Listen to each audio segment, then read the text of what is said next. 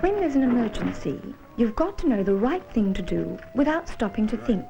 So you plan, practice, study your mistakes, do more planning, then practice some more. If there's an emergency, someone's got to help the victims. You just can't stand there not knowing what to do. In any crisis, the more trained people there are, the better. Is he alive? He's out at number 1.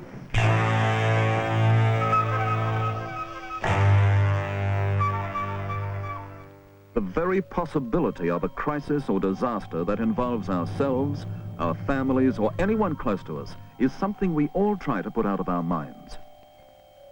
But somewhere, sometime, somehow, someone will be called upon to help the victims of disaster. For this purpose, each state government has created a volunteer emergency services organization to participate with the statutory bodies such as the police, fire brigade, and ambulance. When necessary, the states can seek additional assistance from the Australian government through the Natural Disasters Organisation.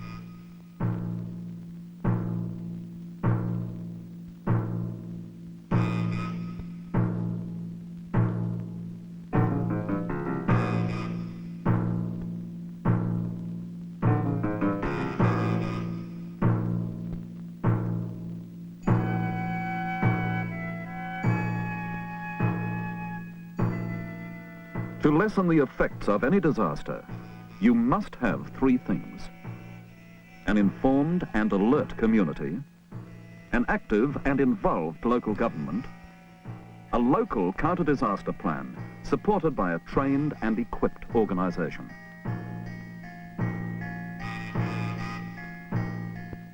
The Australian government has established the Natural Disasters Organisation. It offers advice in planning and provides assistance on request to the states from Canberra.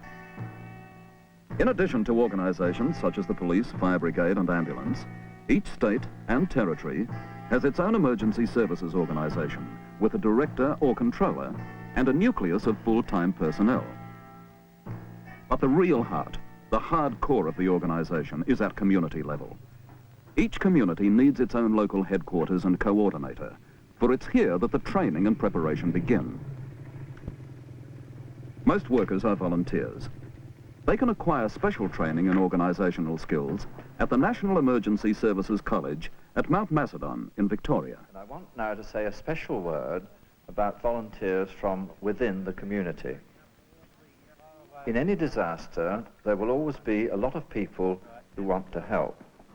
But unless there are trained leaders to tell these volunteers what to do, then their efforts will largely be wasted. In fact, often the untrained volunteer is more of a hindrance than a help. And that's why you're here from all over Australia, from New Zealand, so that you will be effective leaders in this organisation. It doesn't really matter what causes a disaster. What does matter is that we should have an organisation capable of helping the community in all times of trouble. In other words, an organisation which works to preserve what I believe is Australia's most precious national commodity. And that, of course, is human life. Awaiting evacuation. Quebec 9, over. The radio skids will be on the half. Volunteers may be called upon by the police to assist in the search for a missing person. Party 1 ETA back at base 1700 hours.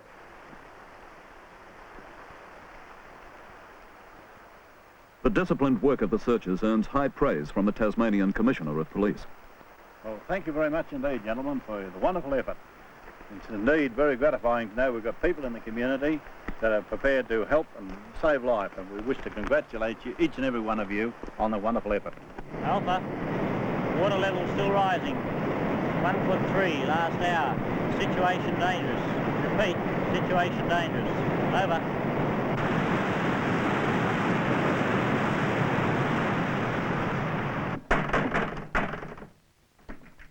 Harvey's being evacuated. The dam is nearly gone. So would you get your kids and everything and meet up at the high school? All right, away. Roll off. Yes. When torrential rain causes the dam at Harvey in Western Australia to overflow and threaten the town, the entire population is evacuated according to the community disaster plan. To send next message, 1 hour. Out.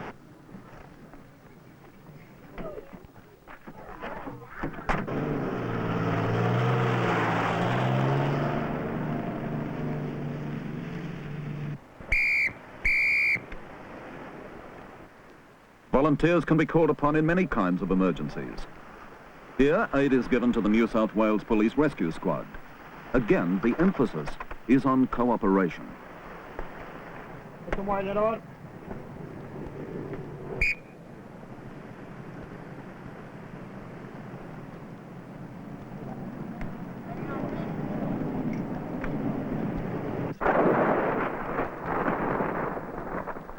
Australia has fortunately never experienced a major war disaster on her own shores. We trust it never will. But natural disasters have taught lessons, and one lesson well learnt is that no new disaster is ever quite like the last. Nimboida Police. The Armidale Road's cut 8 mile out of Nimboida. Every emergency, in some respects, differs from every other. Different things must be done, different steps taken, different plans made to suit different needs. But some things remain the same. The same organisation and skills are utilised. River reading 33 foot 6 inches. Rising.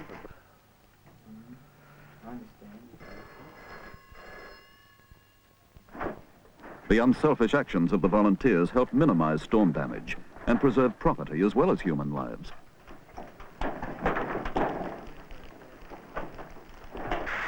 Reading at Buckarundy at 21:30 hours is 33 feet 10 inches and rising. 24-hour rainfall to 0900 hours. Information must be gathered, alternatives considered, plans made and assessed, then reassessed in the light of new information. Victims must be rescued, casualties treated, evacuees looked after. Shire Controller advises that the Yamba Road is now cut at Palmer's Channel. The station will remain on air all night to bring you information and special messages. The next cross for a full report will be at 2 this morning. Ladies and gentlemen, the forecasted peak at Grafton is 23 feet and half an inch at 11 a.m. tomorrow. All residents of low-lying areas of South Grafton are warned to be prepared to evacuate under instruction. People must be kept informed, warned, told what steps should be taken, given advice, evacuated.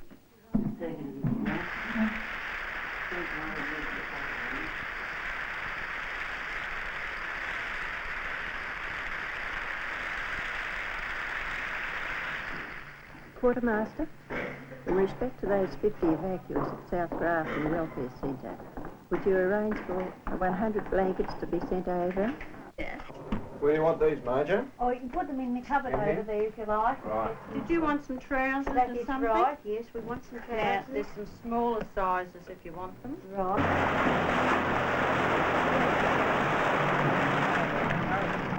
Put a blanket round him. We'll take him back to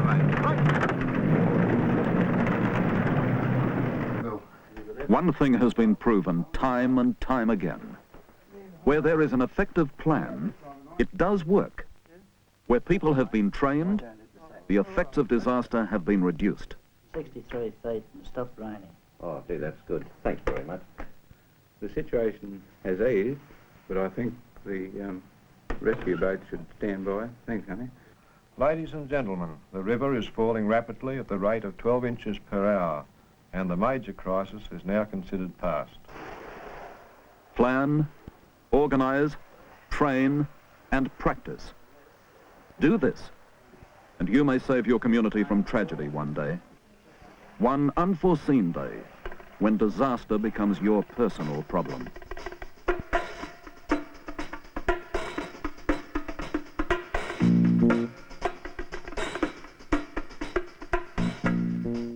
To lessen the effects of any disaster, you must have three things: an informed and alert community, an active and involved local government, a local counter-disaster plan supported by a trained and equipped organisation.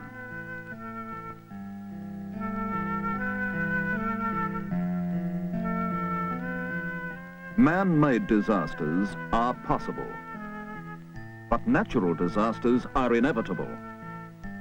Plan, organise, train, practice to be prepared. That is the responsibility of every Australian community.